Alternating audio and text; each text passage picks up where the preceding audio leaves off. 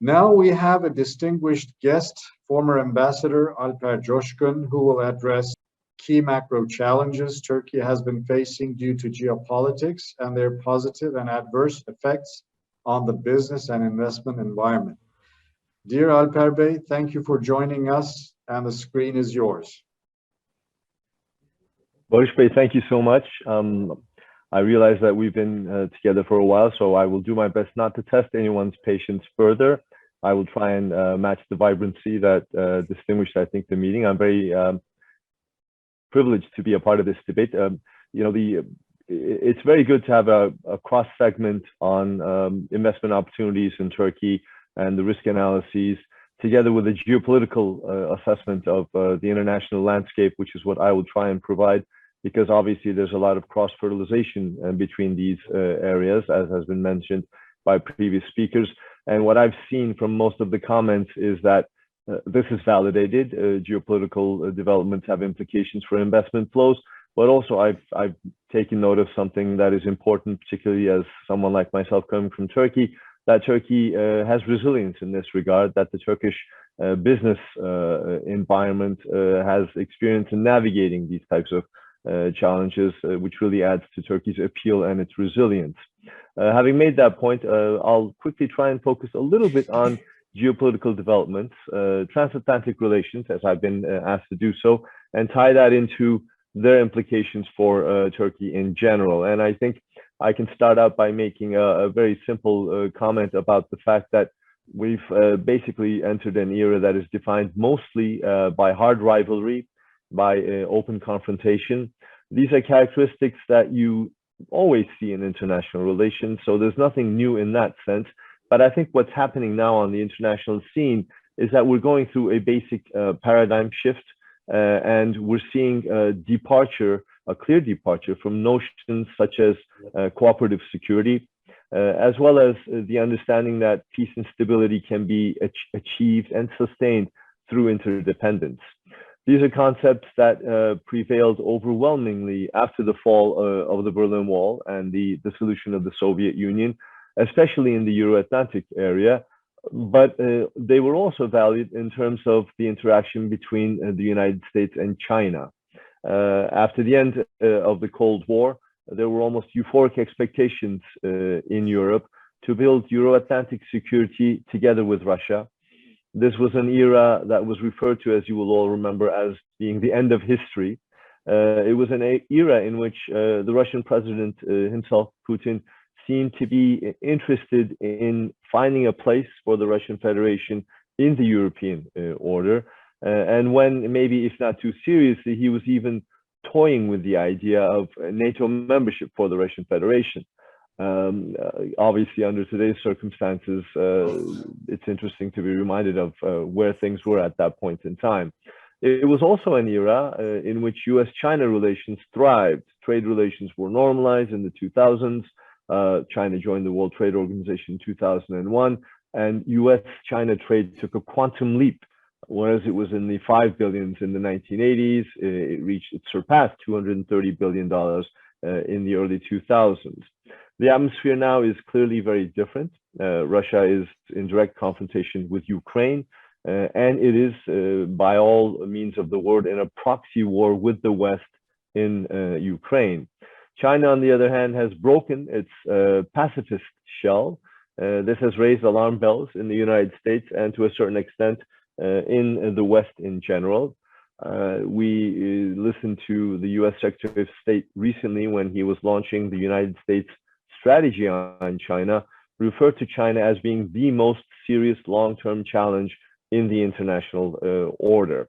Now, the United States has been focusing on China increasingly since the Obama era. There was a lot of talk about it and some action during the Trump era as well. What's happening in the Biden era is that we are seeing a linear, a sustained, and a deliberate shift of US focus, of US energy, of US capacity in all senses of the word to what is described by the United States as the rising challenge that China presents. It is taking concrete steps to shape the strategic balance around China through new coalitions and alliances, as well as intensified economic engagement in that region to offset the Chinese influence. Russia's war in Ukraine has been referred to. That was obviously a real game changer in terms of altering the geopolitical landscape. It's changed many calculations. Most dramatically, the Euro-Atlantic area is no longer at peace. We're seeing the implications of that, including in the form of traditionally non-aligned countries like Sweden and Finland deciding to join NATO, or Denmark doing away with what was its opt-out clause from security and defense-related issues within the European Union. Clearly, countries are seeing the international landscape more from a prism of security and threat perceptions. Whereas in the aftermath of the Cold War in the early 1990s, the presumption was that a large-scale conventional war was a very distant probability in the Euro-Atlantic area, despite a number of challenges ranging from terrorism to regional challenges like in the South Caucasus, in the Balkans, in Iraq, in Syria, all that have affected Turkey.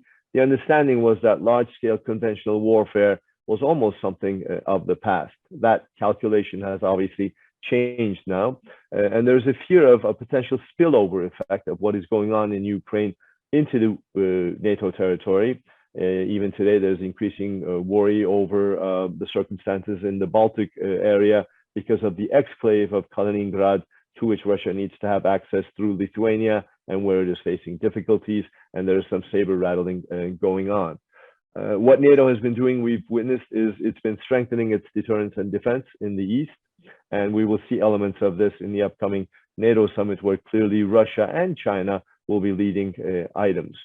An interesting characteristic of this increasingly competitive environment in international relations is that it is also manifesting itself in the form of a systemic rivalry, basically between the democratic world upholding what is often referred to as the rules-based international order.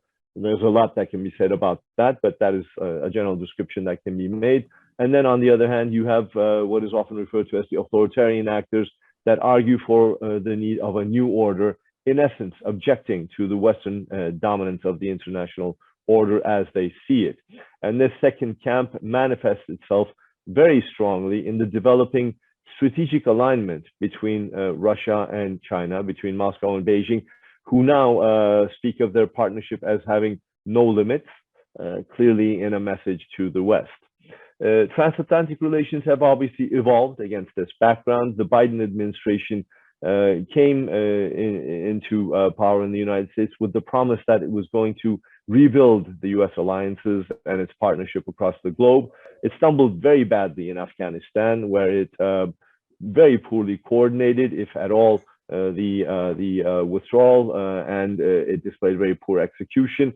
But I think the US was able to rebound from that very negative experience that impacted not only on the US's, but also NATO's credibility in the aftermath of the war in Ukraine, because Washington has been able to hold the Western camp together, despite a lot of differences on a number of issues and despite a lot of continuing challenges.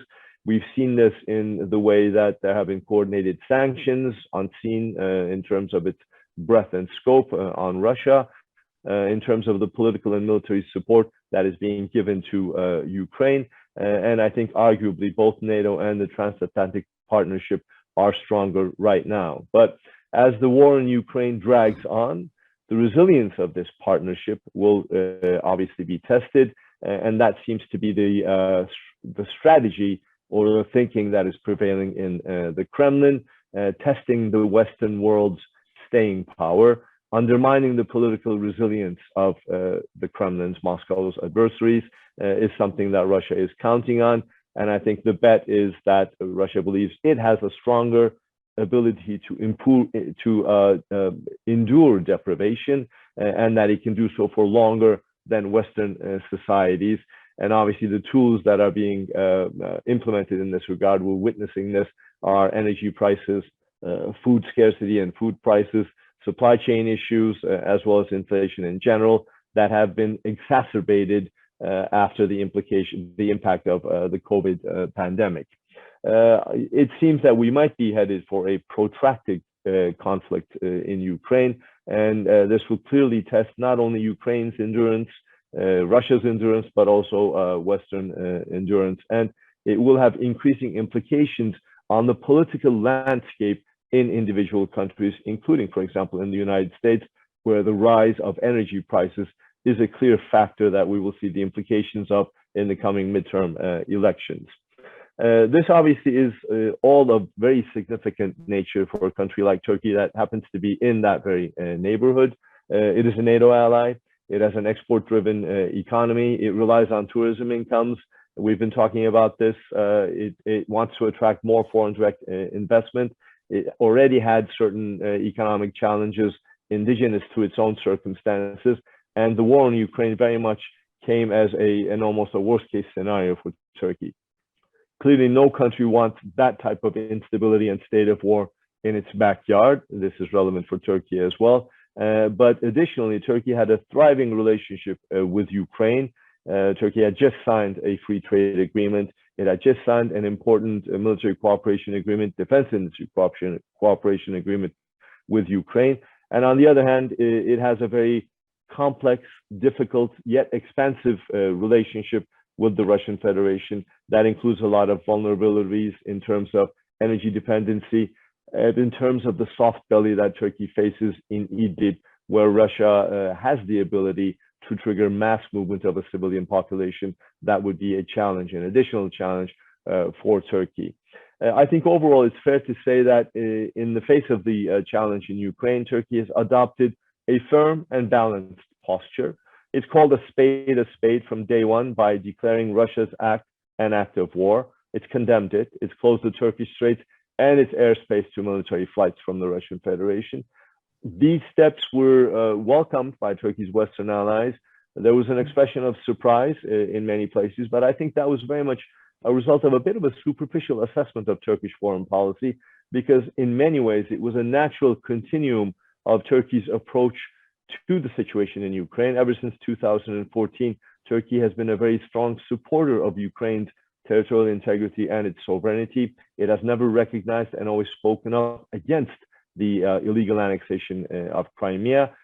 So it was very much a natural continuum of that policy. That said, the balanced nature of Turkey's position manifests itself in the fact that Turkey did not join the sanctions that have been imposed by its Western allies and friends. Yet we've seen Turkish drones making a difference in the operational theater. And in many ways, Turkey has been trying to leverage its good standing, both in Ukraine and in Russia, for peace talks that are a distant probability right now, given the circumstances, but also more relevant to the day for the passage of the grain supplies that are trapped in Ukraine. Overall, I think it's fair to say that it's been a principled but carefully balanced stance that has so far worked well for Ankara. I'll end on a short note on the headlines of the day, which is Finland and Sweden and Turkey's position in that regard. Turkey clearly has some strong and legitimate concerns in terms of what it views to be a permissive environment that is accorded to actors that Turkey deems to be targeting Turkey's security interests. This is basically the PKK and its affiliates. This is more relevant for Sweden than it is for Finland. So in that sense, and the NATO Secretary General makes this point, Turkey has legitimate concerns. But my personal opinion is that the timing and the manner in which Turkey has raised these concerns could have been done better because the geopolitical circumstances in which Turkey has made this and the belated manner in which it has done this, I think has undermined the true legitimacy of Turkey's concerns. Yet talks are continuing under the auspices of the Secretary General, and I remain hopeful that despite there's a very short amount of time, a reasonable solution can be reached by the NATO summit next week. Barış Bey, I'll stop right there. Thank you. Thank you, Alper Bey, for these excellent and eye-opening highlights of the current issues facing not only Turkey, but the whole world, actually. I'm sure our audience appreciates your rich observations and insights. It's not a easy situation that Turkey is in, but I'm sure everyone and most people, most countries will actually understand the reasonings of the stance that Turkey is having. So with that, ladies and gentlemen, we thank our co-hosts, all our speakers and panelists again for their attendance, and also our audience for listening us. We look forward to seeing you again, hopefully physically, next time in our annual conference in Istanbul. I wish you a great summer period, and bye for now.